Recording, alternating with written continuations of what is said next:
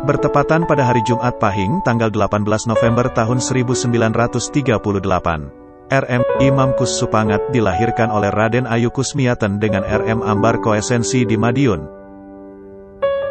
Kakek beliau bernama Kanjeng Pangeran Ronggo Aryo Kusnoningrat merupakan Bupati Madiun, dan neneknya Juwito, salah satu tokoh figur yang disegani pada masa itu. Pola hidup Mas Imam sederhana meskipun ia sendiri dilahirkan dari keluarga yang bermartabat, penerus Trah Kusumah Rembesing Madu Amaratapa Wijiling Handanawarih, kiatnya sepiro gedening sengsoro yen tinompo amung dadi cobo. Dan kiat itu dijabarkan dalam lakunya sampai akhir hayatnya. Ketika berumur 13 tahun semasa ia haus damba kasih dari ayahandanya, namun nasib berbicara lain, RM Ambar Kusensi, ayahanda tercinta, dipanggil ke hadirat Tuhan Yang Maha Esa, tepatnya pada tanggal 15 Maret tahun 1951, sewaktu ia masih duduk di kelas 5 SDN. RM Imam Kusupangat masa kecilnya seperti tercerabut dari dunia kanak-kanaknya. Sepeninggalnya orang yang dicintainya itu sempat menggetarkan jiwanya, namun kematian tetap kematian, tidak seorang pun mampu menolak kehadirannya. Hari berikutnya Raden Mas Imam Kusupangat diasuh langsung oleh Ibunda Raden Ajeng Kusmiaten. Waktu senggang Ibunda seringkali mendongeng tentang pahlawan yang dikenalnya dan tidak lupa memberi petua hidup, mulai dari tata krama pergaulan, tata krama menyembah, bertakwa kepada Allah, sampai merambah pada pengertian budi pekerti luhur dan tapa brata. Benih luhur yang ditanamkan ibundanya itu lambat laun ternyata mampu mengendap dan mengakar di dalam jiwa Raden Mas Imam Kusupangat. Perhatiannya terhadap nilai budi luhur kian mekar bagai bak terate di tengah telaga. Semenjak kecil sudah menyukai laku tirakat seperti puasa dan sebagainya. Sejalan dengan itu sikapnya mulai berubah, ia mulai bisa membawa diri menempatkan perasaan serta menyadari keberadaannya. Gambaran seorang Mas Imam kecil sebagai bocah ingusan, sedikit demi sedikit mulai ditinggalkannya. Rasa keingintahuan terhadap berbagai pengetahuan terutama ilmu kanuragan dan kebatinan yang menjadi idaman semenjak kecil kian hari semakin membakar semangatnya. Melecut jiwanya untuk segera menemukan jawabannya, barangkali terdorong oleh rasa keingintahuannya itulah ketika umurnya berjalan 16 tahun Raden Mas Imam Kusupangat mulai mewujudkan impiannya. Di sela-sela kesibukannya sebagai siswa di SMP 2 Madiun, ia mulai belajar pencak silat di bawah panji-panji Persaudaraan Setia Hati Terate. Kebetulan yang melatih saat itu adalah Mas Irsad, murid langsung Ki Hajar Harjo Utomo.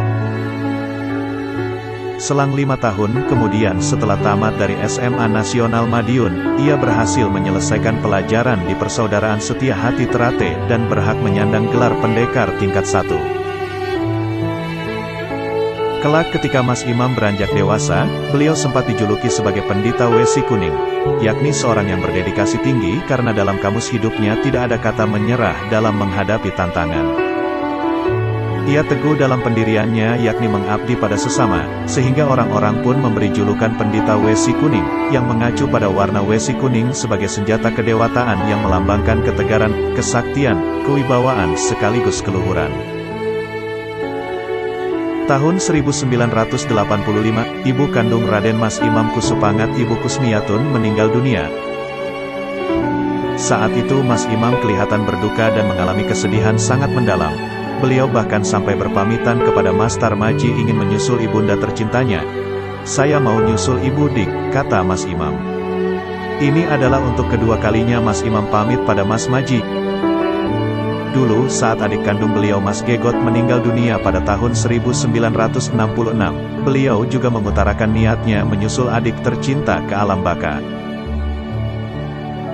Niat Mas Imam menyusul ibunda ke alam kelanggengan juga diutarakan beliau kepada kerabatnya, bahkan sudah pamitan ke keluarganya juga.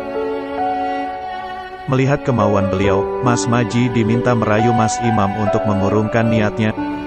Mas Maji berkata bahwa tenaga dan pikirannya masih sangat dibutuhkan SH Terate. Mendengar alasan Mas Maji, Mas Imam Kusupangat menjawab, "Iya Dik, saya nurut. Tapi jangan lama-lama, jangan lebih dari 1000 hari kematian ibu." Apa yang diungkapkan Mas Imam itu ternyata benar. Pada hari Senin, tanggal 16 November tahun 1987, Raden Mas Imam Kusupangat meninggal dunia pada usia 49 tahun kurang 2 hari. Dan 2 hari sebelumnya, tepat pada malam Jumat, Mas Maji bersama istrinya sowan ke kediaman Mas Imam di Pavilion Kabupaten Madiun. Malam itu Mas Maji melihat kondisi beliau sangat lemah. Mas Maji bertanya, "Mas Imam sakit ya?" Beliau menjawab, "Enggak, Dik." Mas Maji berkata lagi, "Injeh, Mas Imam sakit, jangan-jangan Mas Imam mau mendahului saya." Mendengar kata-kata Mas Maji itu, Mas Imam tersenyum. "Tidak, Dik, saya tidak sakit. Sudahlah, nanti hari Senin pagi saja, Dik Maji saya panggil ke sini." Kemudian Mas Imam berpesan kepada Mas Maji untuk tetap setia dan aktif membesarkan SH Terate. Sepulang dari rumah Mas Imam, Mas Maji mampir ke tempat Pak Marwoto dan berpesan agar saudara-saudara SH Terate yang kebetulan ada di situ untuk mampir ke rumah Mas Imam. Mas Maji mengatakan pada mereka bahwa kondisi Mas Imam tidak seperti biasanya. Misteri yang tidak pernah terduga oleh saudara Kadang PSHT ketika hari sebelum meninggalnya, di mana beliau beberapa kali berbicara kepada Pak Saripin bahwa RM Imam Kusupangat berbicara, "Pak Saripin, tolong bersihkan dan buatkan liang lahat." Pak Saripin bertanya-tanya kira-kira ini untuk siapa tempat permintaannya. Dengan sikap yang agak bingung, Pak Saripin akhirnya diabaikanlah permintaan dari Mas Imam Kusupangat tersebut, hingga besoknya beliau mengingatkan dan berbicara seperti itu lagi. Permintaan itu disampaikan 3 kali kepada Pak Saripin bahwa tolong buatkan liang lahat, dan akhirnya tempat tersebut baru dibuatkan oleh Pak Saripin. Sebelum meninggal, beliau juga mengumpulkan saudara sesepuh termasuk warga tingkat 2 yang ada di sekitar sana. Beliau berpesan bahwa organisasi PSHT hidup atau matinya organisasi ada di tangan kalian, dan beliau juga berbicara bahwa pengabdian beliau pada PSHT cukup di sini. Tepat pada hari Senin pagi, apa yang dikhawatirkan Mas Maji ternyata benar terjadi. Kondisi Mas Imam drop, hingga harus dilarikan ke rumah sakit. Dan pagi itu juga beliau pergi meninggalkan kita menghadap Allah. Kemudian jenazah beliau dimakamkan di makam Taman Kota Madiun, dan saat itulah keluarga besar Persaudaraan Setia Hati Terate merasa sangat kehilangan sosok Mas Imam Kusupangat, sang pendito Wesi Kuning.